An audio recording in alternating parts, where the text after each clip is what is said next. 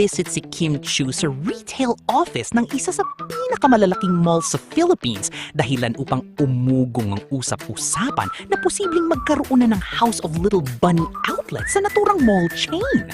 Marami ang natuwa at na-excite sa balitang ito dahil tila unti-unti nang lumalawak ang negosyo ni Kim bukod pa sa kanyang matagumpay na showbiz career.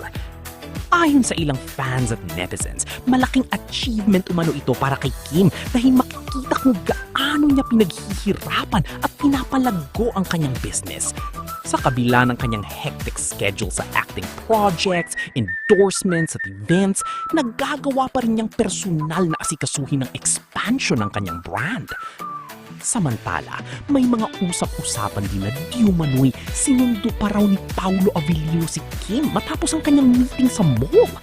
Bagamat wala namang kumpirmasyon tungkol dito, marami na namang fans ang kinilig sa ideya na supportive at present umano si Paulo sa mga importanteng ganap sa buhay at negosyo ni Kim.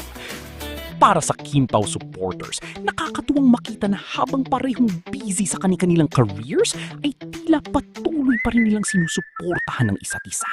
Hindi lamang sa showbiz, kundi pati na rin sa personal na mga endeavors.